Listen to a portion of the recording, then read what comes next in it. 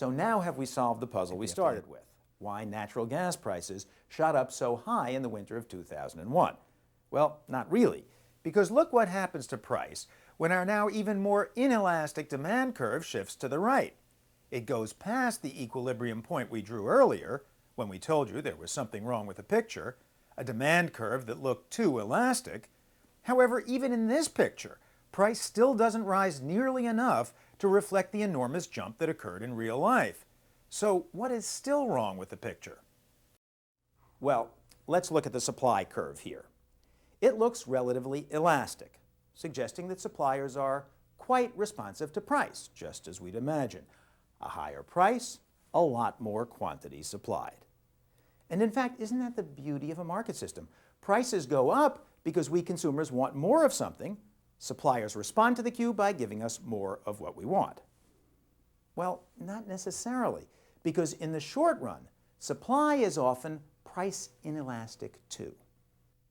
You see any natural gas drilling going on?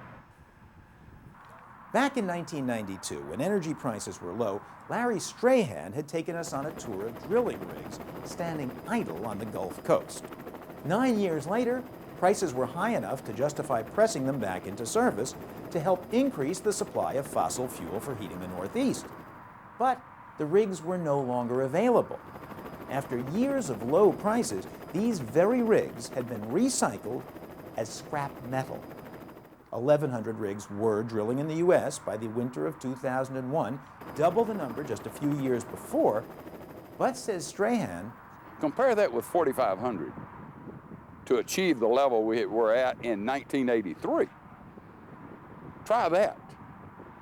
I mean, to catch up, it's going to take us 2 years from the day we start drilling to go online with the natural gas we have.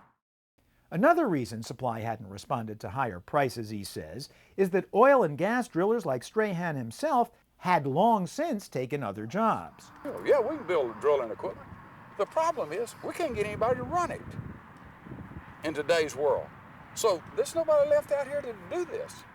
So here at last is the answer to our question. What was wrong with this picture? Basically, both the supply and demand curves were drawn as relatively price-elastic straight lines, when in fact both were curvy and after a certain point almost completely price inelastic.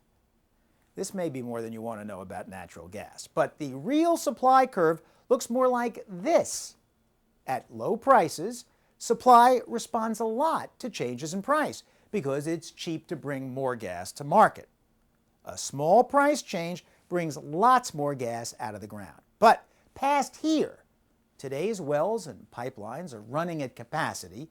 There's no more gas in storage. To get more supply is almost impossible, so the curve becomes almost totally inelastic. Meanwhile, the real demand curve looks like this.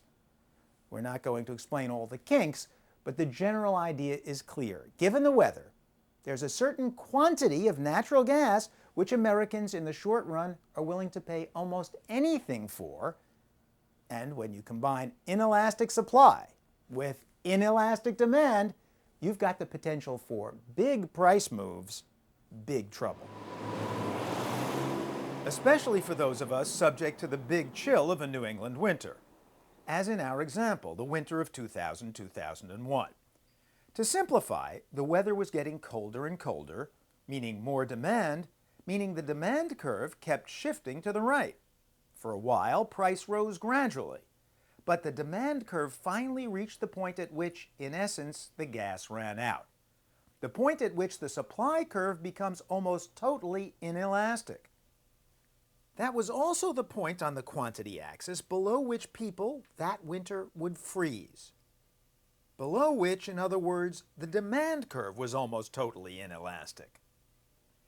When it got colder still, and of course people still needed to stay just as warm, demand shifted even more. The result was a stunning spike in price. Natural gas just about quadrupled in a month. And indeed, for a few days, it went higher still, the result of market manipulation, it seems, to keep even more gas off the market, less gas, a shift to the left, driving prices out of sight. In the long run, say economists, higher prices will enable gas producers to use new technology like 3D imaging of the Earth's crust to see quickly where it's best to drill. Producers will also be able to drill deeper, build more pipelines, and so on, and ultimately all this will allow them to produce more gas. Now, in terms of our graph, this means the supply curve, even though it too is relatively inelastic, shifts to the right. And given the inelastic segment of the demand curve, this should bring prices back down, way down, and by the way, eliminate opportunities for market manipulation. So economics works in the long run. On the other hand, in the short run, a lot of people who can't afford the steep price rises due to inelasticity can get very seriously hurt. Which is why, when policy debates rage over the price of energy, it's so useful to know the economics behind the problem.